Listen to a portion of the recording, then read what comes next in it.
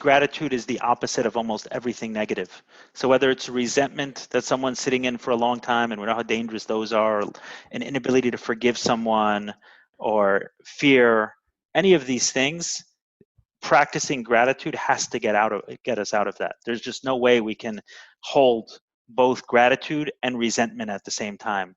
There's no way we can hold gratitude and self-pity at the same time. Like, these things they can't sit in the same vessel.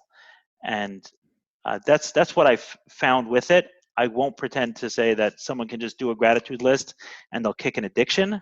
Addiction is big and it takes a lot of work, but a very necessary component of my own recovery was a gratitude practice and putting that into place. And that eventually morphed into, I didn't stay with that practice of writing it down and sitting, talking to someone. That was just for the first 30 days. But what that morphed into was what I spoke about at the beginning, just in the shower every single day, making a point to express a number of things I'm grateful for. And I don't stop at 3, and I don't mind repeating myself at this point.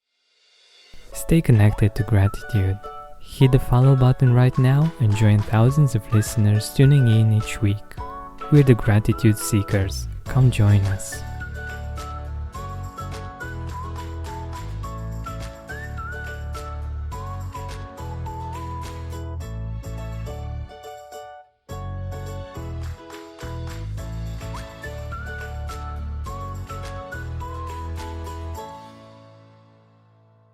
Hi, Gratitude Seeker. Welcome to a new episode of the Gratitude Podcast. Today we have with us Eli Nash. He had a deep, dark secret that he kept hidden for over 15 years. He grew up as one of 9 children and was sexually abused from the age of 8. Growing his company to over 250 million didn't feel the emptiness he felt inside. And the therapy session led him to opening up and finally hunting down his abuser, only to discover a broken, weak man. Compassion and forgiveness revealed an untapped power Eli had never experienced before. Today, Eli is the co-founder of Mic Drop, a movement helping to amplify unheard voices. Eli, welcome to the Gratitude Podcast. Thanks for having me. I'm excited to be here and talk about this subject. My pleasure. I'm really happy to have you here, and I'm really curious about your perspective on gratitude, and also for you to let us know a little bit about your project, what you're doing.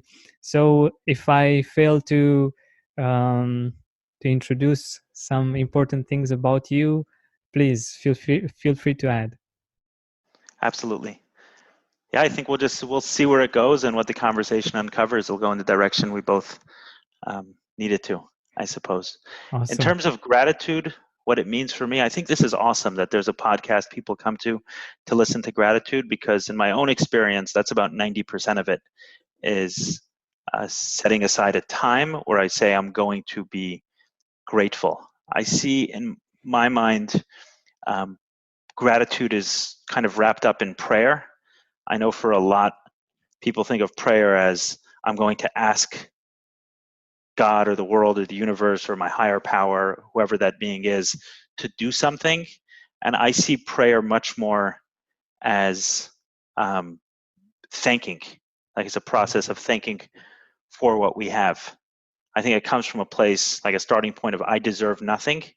I think also, I grew up Jewish, and I grew up with a lot of the Jewish values and principles and prayers always started with thanking God for different things, thanking God for your soul coming back to you in the morning and for waking you up, and thanking God for, one of the prayers is, almost the first prayer is thanking God that our system works, that our body works, and then that the rooster knows to crow in the morning, so we wake up, and just on and on. It's this idea of thanking, and then woven into that are some requests, but more from a starting point of setting aside designated time for gratitude. I think prayer and gratitude are more synonymous than we typically think of the words. I love that, and it's really interesting that actually today I've put out an episode about gratitude and prayer, and it had a very similar idea to what you just said, and I think that's that's quite beautiful. And yeah, I totally believe that uh, gratitude and prayer have a lot to do with each other. And I love the idea of starting your day with a prayer of gratitude and starting your prayer with gratitude. I think it gives the prayer itself power, because it's like faith applied faith, actually, right? Correct. Some of the tips that worked for me was not to think of it in terms of, okay, I'm going to designate this 45 minutes or hour, or even any amount of time for prayer or meditation or anything else, but it's more to connect it with something that I'm doing every single day. So I haven't heard it from others, but for me, it's the shower. For at this point in time, it's connected. As soon as that water hits my head, I'm already um, starting to pray. And since I do that every day, and I try to do that every day, it's just a part of my routine. It's very easy for me to get into that space. And there's always, when I talk about gratitude, I either have to write it down, so obviously that's not done in the shower, or say it loud enough for me to hear it. Wow. It's not so much thinking about it, I actually say it Wow, loud I enough for me love to hear that. it. Thank you for this, thank you for that, thank you for this, thank you for whatever it is. Hmm. I love the idea of like what you just said, for you to hear it. I think that that's awesome. Yeah, I think it takes enough time, like it allows us to think about it for a little bit when we say it loud enough. Otherwise, you say, yeah, I'm grateful for my home, my health, my wife, my this, and just kind of think it quickly and not actually get into it. I say it loud enough for me to hear it.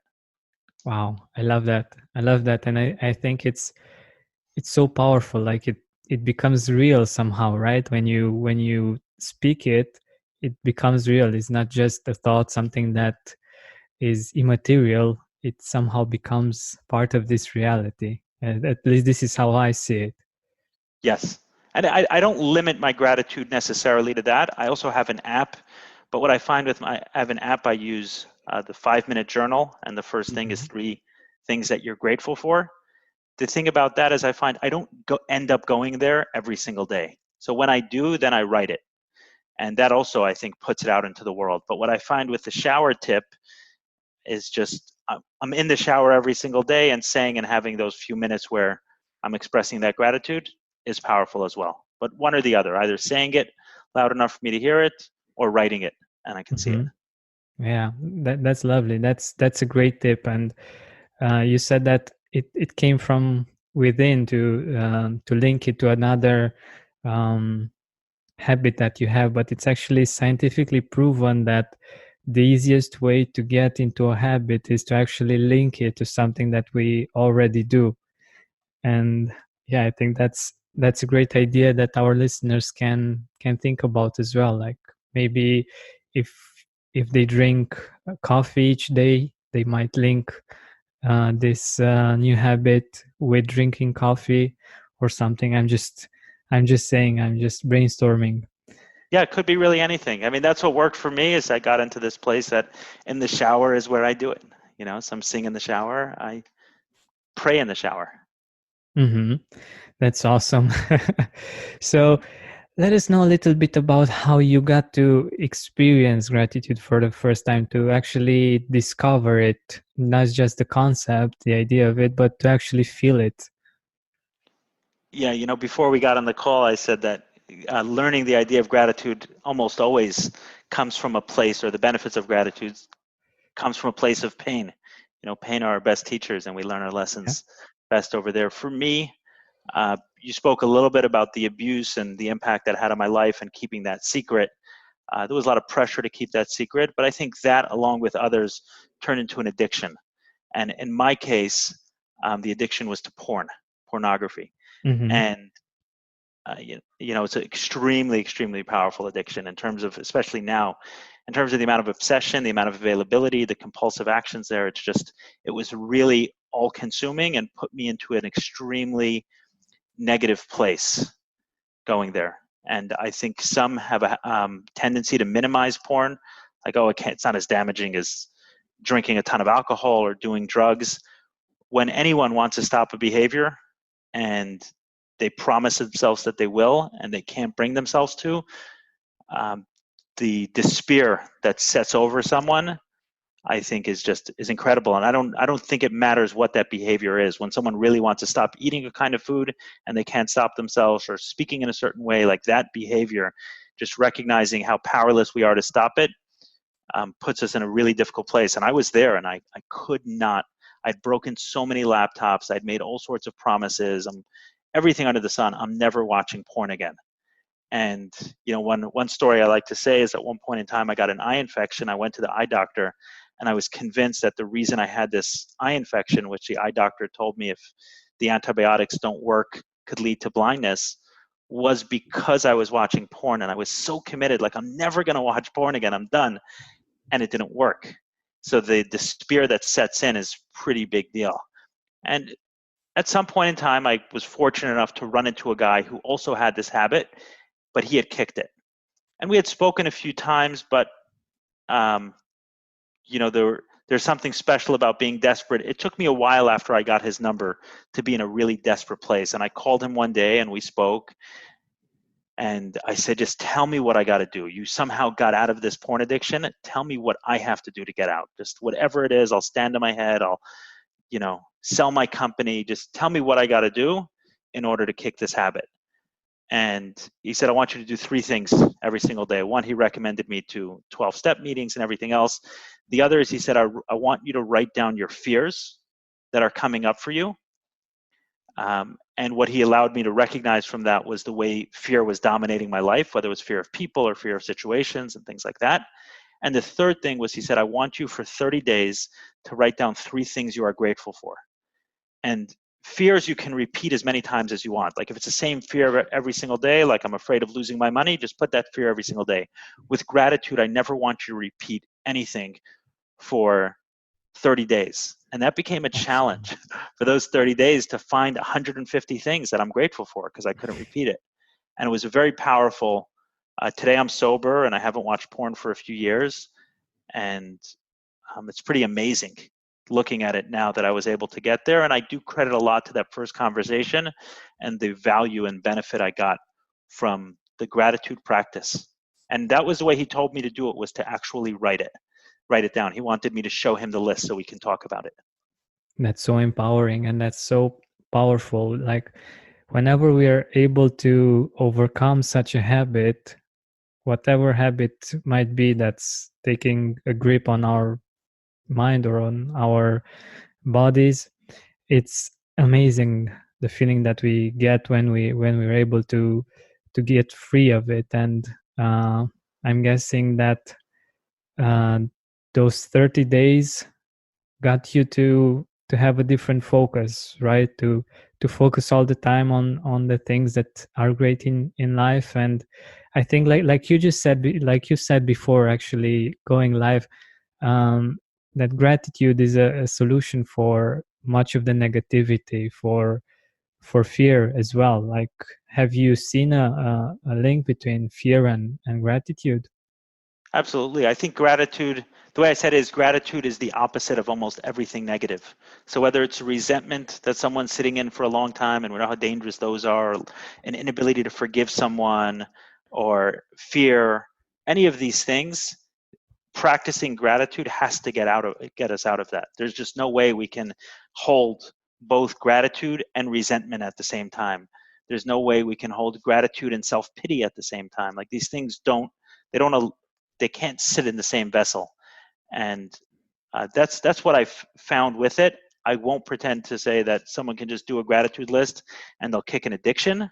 Addiction is big and it takes a lot of work, but a very necessary component of my own recovery was a gratitude practice and putting that into place. And that eventually morphed into, I didn't stay with that practice of writing it down and sitting talking to someone. That was just for the first 30 days. But what that morphed into was what I spoke about at the beginning, just in the shower every single day, making a point to express a number of things I'm grateful for. And I don't stop at 3, and I don't mind repeating myself at this point. I love the fact that you challenged yourself in the first 30 days to find new things each day to be grateful. And I think that is a really good idea, because we might tend to think about the same things that we thought about yesterday, and for it's not easy for all of us to keep the same kind of emotional involvement when it's the same thing. When it's something new, we feel the freshness, and we feel the gratitude in a different way. And how was it? How did you manage to find all of those 150 things to be grateful for? Sometimes there's like a step that you're looking for, and then once you get that step, you can take another 15 or 20 steps. Maybe a good analogy will be, Mhm. those walls people climb. It's like there's one rung that's really hard to get to, but once you get your foot on that one, then all of a sudden, like another 10 or 12 steps just are real easy after that one, if that wall climbing analogy makes sense. So I think when I first thought of the gratitude, I thought of it as something that was very large. In order to be grateful for something, it had to be this big, massive thing. Like I'm grateful for this woman I'm dating. I'm grateful for this big deal I closed. I'm grateful for, um, I don't know, the new car I got, something big. And then I realized that it could really be anything. I'm grateful that, my pinky isn't hurting really bad today. When your pinky hurts, it consumes your life. And I think just realizing that gratitude, and I'm not talking about a trite, I'm talking about it in a very real way. Like I'm actually grateful that my tire isn't flat, because you just remember the time where it was and how that derailed your day. You get to the office 2 hours late because of a flat tire, or the weather is good. Like these small things can suddenly be a real source of gratitude, and we can really embody that feeling without having um, this massive event take place in our life. That was probably the biggest shift that happened in the process. And then once that happens, then getting to 150 is relatively easy. That's true. That's true. Because these things, we can find many of them, and we can find them easily each day, no matter how the weather is or how things are going in life. It's really easy, and especially if we cultivate this habit. Like, for instance, after those 30 days, what have you seen as a shift in your life? Like, um, were you seeing more things that you could be grateful for, or nothing happened, or what happened actually? I think I learned the power that not that much has to change for everything to change. Huh. I just sitting there and saying, okay, let me choose to focus on this. But you did say something interesting, which I've said one part of it, but then when you said the opposite, it made me realize that contrast. I spoke about the despair when you're trying to do something and you fail, and you spoke about how amazing it feels when you try to do something and it works. And I thought of that, in terms of the addiction, the amount of confidence it has given me in other areas of life. When I say that I was able to stop watching porn, like almost everything now feels easier Wow.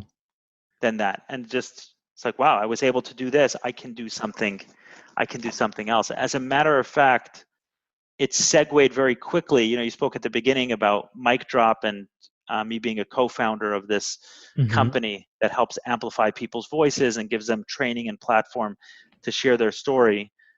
One of my main fears was public speaking. In fact, it wasn't public speaking, it was any emotionally charged conversation. That was my fear. If a conversation had emotion in it, I just freaked out. I couldn't deal with it. And public speaking happens to have often a lot of emotion involved in Hmm. getting up in front of a room, that attention, especially if we start sharing personal stories, then it can be very, very difficult. And shortly after getting sober, I made a commitment to challenge that fear of public speaking, and then just watching the way kind of the world unravels. One of the things I often say is, on the other side of fear, I found purpose, right? There was this massive fear associated even with letting go of porn. I eventually was able to let go of porn, and then see, oh, here's this another fear, this fear of public speaking. I also challenged my fear of heights. I went to Costa Rica for a week shortly after getting sober just to do different activities that challenged my fear of heights, and just seeing how these fears could be challenged one at a time, and all starting from that place of being able to get past um, this porn addiction. And in a large part, I credit that to the practice of gratitude. Wow, that's amazing. I know that you've also managed to overcome in this process unhealthy shame and guilt. How were you able to do that? I think it's the same, right? Some of what we spoke about. I mean, the shame involved with being abused. I don't know why there's so much shame attached to it, but somehow in our brain, I mean, I guess I understand it. You know, a child, even when their parents get divorced, they take on that experience. They say somehow it was my fault.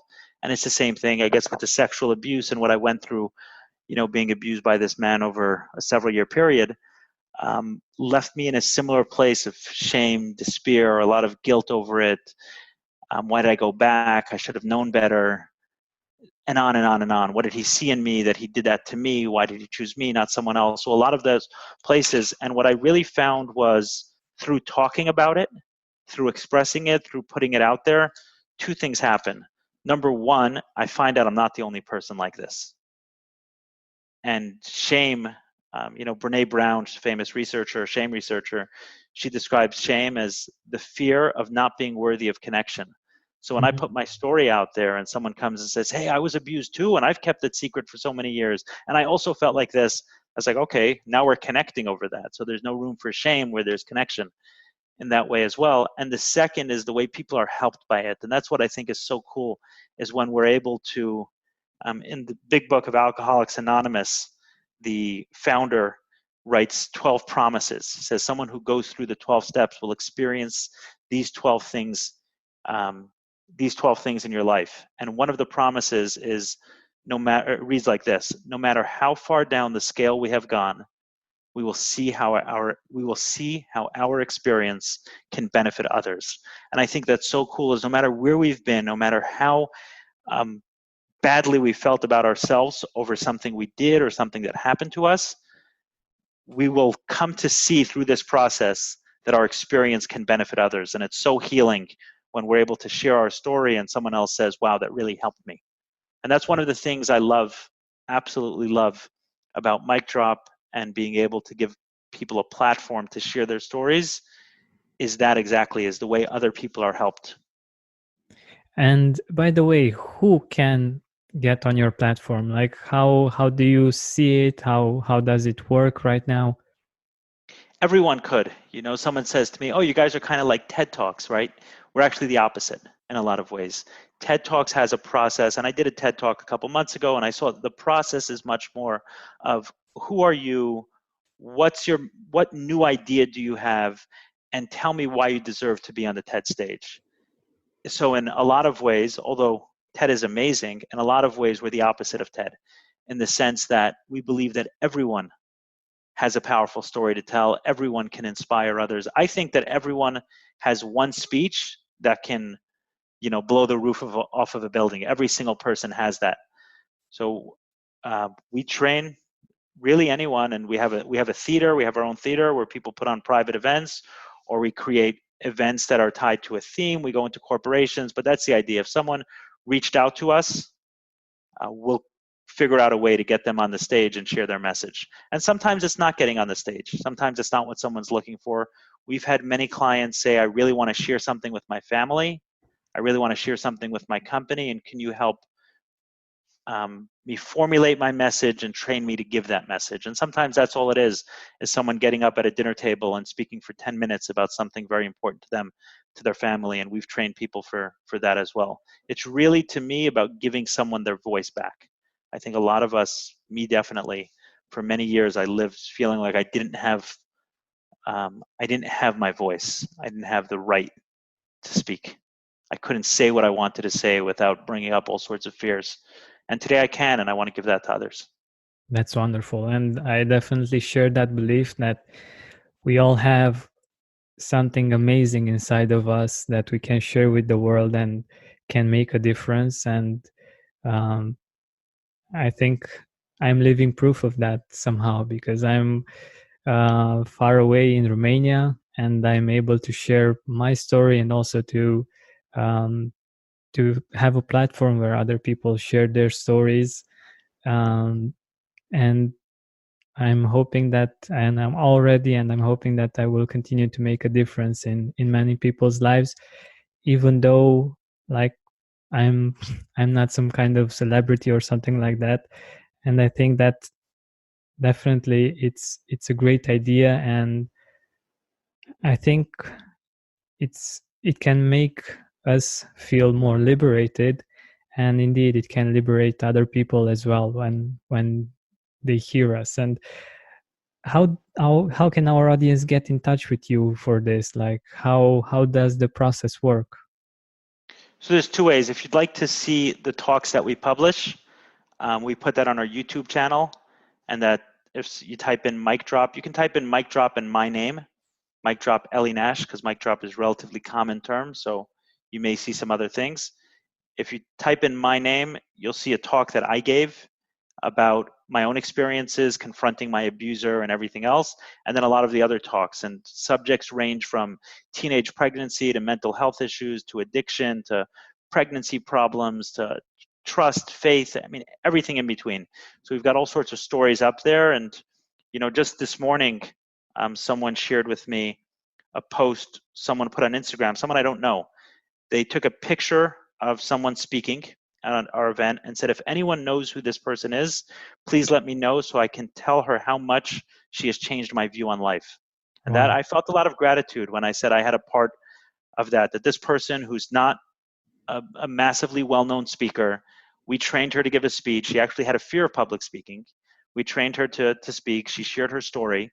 Her story was actually about difficulty, like very, very difficult childbirth, where she had several miscarriages and she also was hospitalized during her pregnancies, and just the way that translated to a faith and belief, like a deeper faith and trust in God, and to the point that now she has 10 children, and going through that experience and feeling a lot of self-pity and anger and everything else, saying, I want to have children, but this is so difficult for me. When she shared her story, someone else saying, this changed my view of life. When this person has all the access to the top speakers in the world, but something about her story connected the other person in that way. So that's one, is checking us out on the YouTube channel. Our website is micdrop.one.one. So it's Mike, MICDROP.one, and you can see what we're doing, a lot of our featured talks, and also if you want to get in contact with us, we're going to be launching a scholarship program too. So, we're a business, so we charge, but there are certain stories that we'd like to get out there as well. And in the next week or two, we're going to be launching a scholarship program for people to take advantage of sharing their story. And if they don't have the means to pay, we'll figure that out. Awesome. That sounds really good. And I also wanted to get to another point, since you've mentioned self-pity.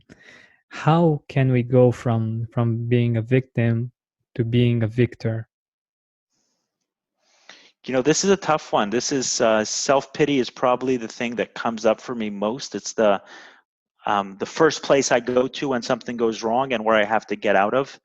I love, do you know the book Positive Intelligence, Shirzad Kameen? I actually don't, but it sounds interesting. Really cool book. He talks about, they talk about emotional intelligence, IQ. So he has, I think it's PQ, positive intelligence.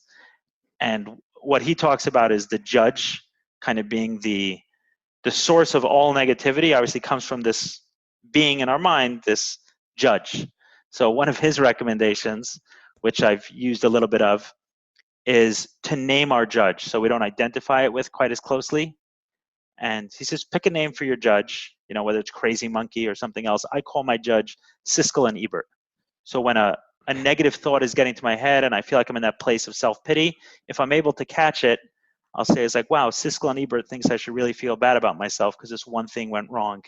And everything else in my life is doing pretty good, but this one thing went wrong. So Siskel and Ebert thinks this would be a good idea for me to get there. And Siskel and Ebert, the critics, the movie critics, is where I go from. So I think that's a way I've found when I'm able to catch it.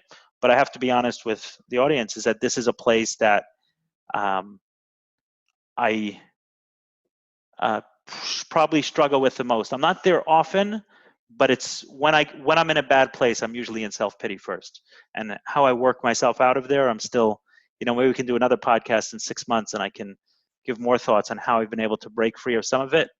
But as far as personality, character defects go, self-pity is certainly one of mine. Thank you so much for the vulnerability and for the transparency. I think it's very liberating to hear and very refreshing. And I think it's also very empowering. And I think we're all going through this one way or another, on a bigger or on a smaller scale. And I think we're always evolving. Like, it's not something that we can make sure that it will never happen, but it's something that we get better at each and every day. And I think that's very important for us to know and to accept ourselves for the fact that we are evolving, we're getting better, we're growing. I also wanted to ask you, since we're nearing the end of our time together, who in your life are you grateful for? I think my number one accomplishment that I feel is actually having a family. And I say that because it wasn't the direction my life was headed in. As a matter of fact, I spent years in therapy over the abuse, and one therapist told me that personalities like mine rarely, if ever, get married. That's exactly the way it was said. And I feel like in proving that wrong, like, is one of my biggest accomplishments, and that's what I'm most grateful for. I'm most grateful for my son, whose birthday is next week, his first birthday, and I'm grateful that congrats. we're expecting a second next month. Amazing. Which is, to me, I know a lot of people say family. I don't mean it the way a lot of other people do. Mm-hmm. I mean it in a very, very, very, very sincere way, because I know that without a lot of the things that I've done in my life, without a lot of the work that I did, the practice I developed, I would not be in this place. That I'd be married, happily married. I have an amazing relationship with my wife, with my son. That to be in that place, I know was not gravity. Gravity didn't pull me here. Mm-hmm. That's amazing. That's amazing. And I think it's a great way to end our conversation. Once again, let our audience know where they can find you, where can they get in contact. For myself personally, I'm on Facebook, I'm on Instagram. On Facebook, I'm as Eli Nash, ELINASH. Instagram, my full name, ELIYAHUNASH.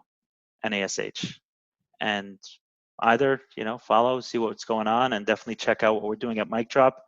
And I think that in terms of your community, if they want to become a part of Mic Drop, I think that it matches really, really well in terms of what we do in this practice of gratitude.